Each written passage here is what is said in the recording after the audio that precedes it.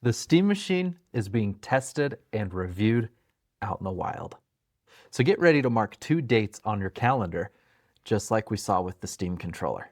Reviewers already have the Steam machine and maybe even the Steam frame in their hands right now. And we believe we have a date leaked for when the embargo is lifting, as summarized by the Steam Hardware Updates X account. Not 100% yet, but if we were to give an exact date off of what would make sense and what I was told, I'd say announcement Tuesday, June 23rd at 10 a.m. Pacific time, and reservations Tuesday, June 30th at 10 a.m. Pacific time. To quote exactly what my source said, they're allowed to post videos after June 23rd. That's the day pricing most likely comes out too, alongside a big wave of hands-on content. Keep in mind though, Valve has learned from the Steam controller launch. Reservations are not going to open on that day, and yes, I said reservations.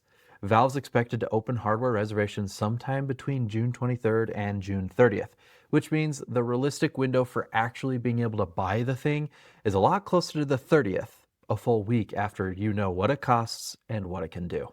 So let's talk about everything that we know about these launch leaks and what we're talking about in this video. We've got a leaked embargo and pricing timeline. We think we know what comes in the box, and there are already Geekbench benchmarks that gave the first real look at CPU performance that we've seen. And by the end, I'll get into the one stat that's got me most surprised about what's under the hood. Well, less surprised and more excited. Anyway, if you're new here, welcome. If you've seen my content before, welcome back. I've had an absolute blast making these videos for what feels like the last 5 years, since Valve announced their new hardware lineup last November, but it hasn't even been one full year. Huge thanks to all of you who support my mission to make aggressively optimistic content and follow me in my commitment to never doom and gloom like all the other clickbaiting YouTubers out there. You know who you are.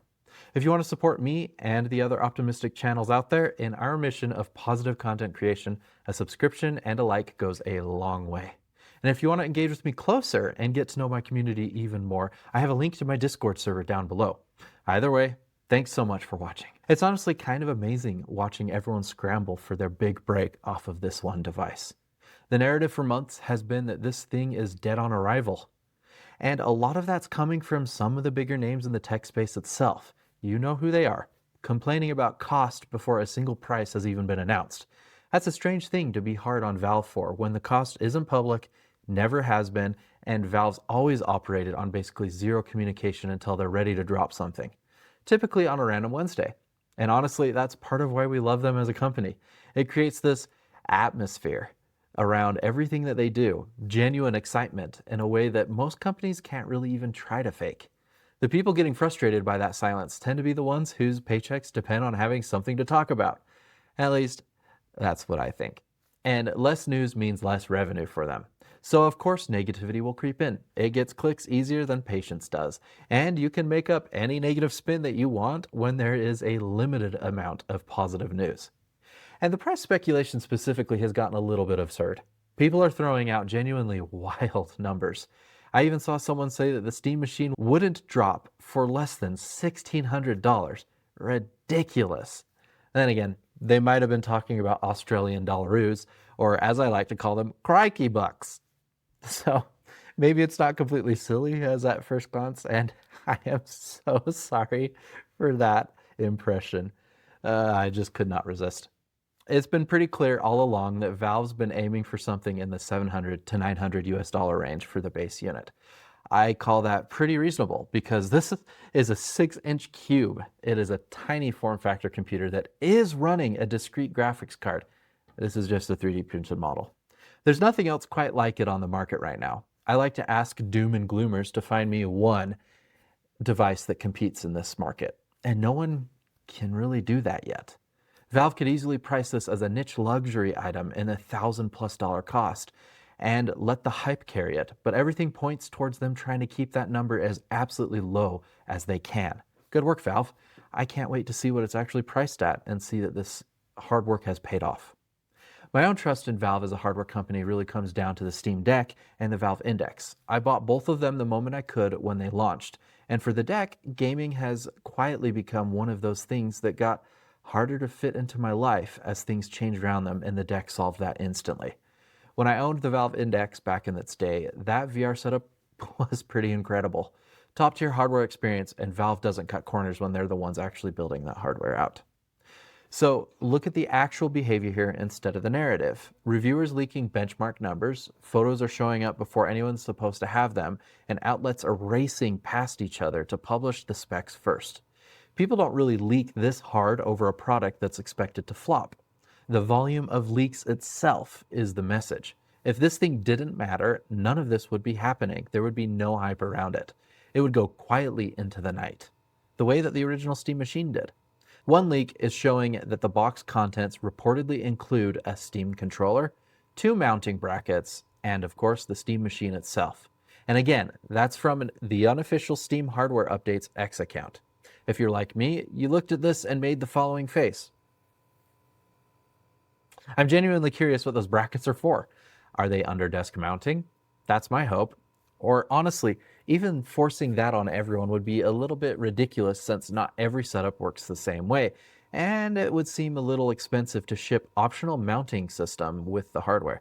But also, Valve did ship the Steam Deck with an incredibly high quality carrying case, and they didn't need to, so it's not completely outside of their wheelhouse.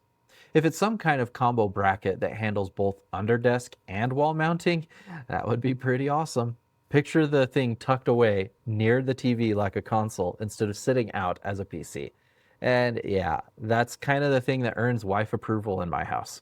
We honestly don't know yet whether the mounting bracket means anything beyond what the name says, so take all of that with a grain of salt and having a little bit of fun with it rather than reporting on hard verified fact. The faceplates, meanwhile, are reportedly shipping in their own separate boxes. And unlike the brackets, that's not a mystery so much as it is a good sign. It suggests that the faceplates are easy to manufacture and probably done locally, rather than something that is baked into the original shipment from China. Which means replacement styles and colors could realistically show up at or near launch instead of weeks or months later. This is actually the part I'm most excited about. I would love to see this faceplate on my Steam machine. Isn't it beautiful? I'm not going to touch 8LX today. I think Tyler McVicker's got things covered on his channel. But if Valve ships a faceplate that even winks at it, I will lose my mind a little bit. Realistically, I'd take almost any Valve hardware themed design, something playfully tied to the deck or the controller. It would also be pretty cool to have some kind of Steam controller mounting solution on the faceplate itself. But the magnets on the front of the Steam machine might not support that much weight. The fact that they're shipping separately shows they're pushing for this to become a real platform for third-party creators. And I'm already wondering how hard it's going to be for me to 3D print my own and match the black and white look that I run on my Steam Deck and Steam controller. There's apparently an e-ink faceplate in the works too, which sounds like an interesting use of the format rather than just a gimmick. What design would you want on yours? Drop it in the comments below. I would love to see what everyone comes up with. For the hardware inclined, as the Steam Hardware Updates account put it, Steam machine showing up on Geekbench with details now showing SteamOS. This is another detail telling us that Valve is very close to launch. And the listing does have numbers for the CPU, which we already know is a custom AMD CPU called the 1772. It is Zen 4, 6-core, 12-thread, boosting up to 4.86 gigahertz, 16 megabytes of L3 cache on a 30-watt TDP. My honest guess is it's either Linus Tech Tips Lab or Dave2D that pulled these up and ran these benchmarks, just because of how often either of them digs into stuff like this. But that's purely a guess on my part. I know nothing. I'm just a small-time channel. The scores I saw reported were 2334 single-core performance with 7316 multi-core. Compare that to the Steam Deck's Zen 2 chip at 1353 single-core and 4573 multi-core, and you're looking at roughly a 70% better performance on a CPU that's only double the wattage. That's Zen 4 showing its improvements over the Zen 2 architecture on the Deck CPU. And that's even before the GPU has entered the conversation. I think the Deck holds up really well day to day, but anyone who's docked it and thrown something demanding at it knows exactly where it starts to run out of room. That's the use case a jump like this actually matters. And the fact that the Steam machine will boast a discrete GPU means we probably will see the 6 times faster than the Steam Deck claim that Valve made at announcement. If you don't know, the GPU is a semi-custom RDNA 3 chip with 28 compute units and 8 gigabytes of dedicated GDDR6 VRAM. Cue the dead on arrival whiners wanting Valve to somehow cram an RTX 5090 into their 6-inch cube. The machine has separate and upgradable 16 gigabytes of DDR5 for system memory. Compare that to the deck's 8 compute units that share memory with the CPU, and you're looking at something like 8.8 T-flops versus the deck's 1.6, which actually lines up with Valve's own claim that this thing runs roughly 6 times faster overall. Storage is expected in 512 gigabytes and 2 terabytes of NVMe options.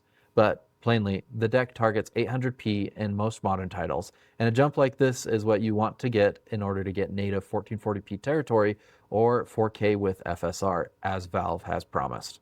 If you're sitting on a Steam Deck right now, or honestly any underpowered machine, what's the first thing you're hoping to finally run well once you've got this kind of headroom? Drop it in the comments below. I'm genuinely curious about what's actually been bottlenecking for people. I can't wait to play the 1.0 release of Valheim in September on my Steam machine without any compromise. But CPU benchmarks aren't the whole story. I don't want to oversell this number. Geekbench tells you nothing about the actual gaming performance, especially once you remember that the Steam machine isn't running shared memory like an all-in-one does. It's got a discrete graphics card doing the heavy lifting, so don't walk away thinking that this number is the gaming verdict. What it does tell us is that for general use, multitasking, or CPU-bound stuff, this thing's gonna scream. Regularly, I'll run Valheim on my deck with Discord open the whole time, and I notice the stuttering creep in pretty much immediately. Valheim itself is notorious for being CPU-bound rather than GPU-bound, even on a full desktop. So a 2-generation CPU jump like this isn't some abstract multitasking win for me. It is the exact bottleneck I deal with on a regular basis. Stack that against Discord being an absolute nasty resource hog, and the deck sharing the same pool of memory between VRAM and system RAM, and you've got my actual use case lined up pretty directly for a noticeable win when I get my hands on the machine. Right now, my Valheim server lives on a completely separate machine, and getting a consolidation and being able to consolidate all of that, the game, the voice chat, and the server itself all onto one device is one of the things I'm looking forward to the most. The average person is going to throw whatever they want at the CPU and it won't even blink.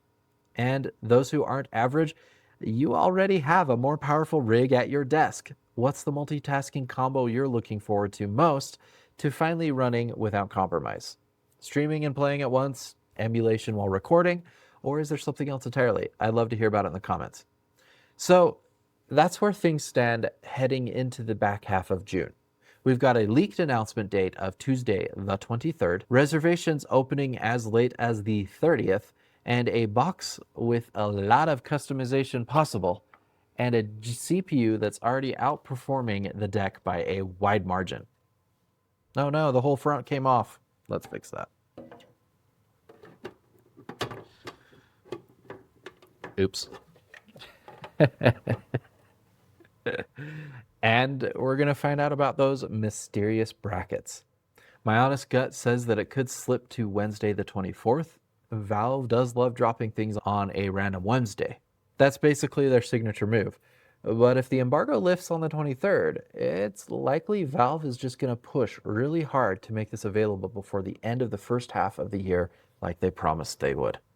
And since we're already speculating, let's go ahead and put a number on it. My gut says that the base model lands at $799 US. That's purely instinct based on Valve's past leaks and their internal goal of staying under $800, which Insider Gaming's Mike Straw reported on in April. The 2TB model is the one that pushes past 4 figures for sure. I'd guess somewhere around $1,050 up to as much as $1,200. If I'm wrong, but that's where I'm planting my feet before the embargo lifts and we find out for real. Either way, I am planning on getting a base model machine and upgrading it to a terabyte that I already have. And I'll be putting the machine's 512 in my old gaming rig before I give it to my dear wife, who will probably not touch the thing since she loves her Steam Deck too much. And hey, huge shout out to my channel members. Huge thanks to you who back this channel. If you want to get in on this list and support me directly, I have channel memberships available. Just hit that join button down below. On top of making videos like this one possible, you get early access to some new videos as well as an exclusive Discord channel to chat with me. Thanks for watching. I'll catch you guys in the next one.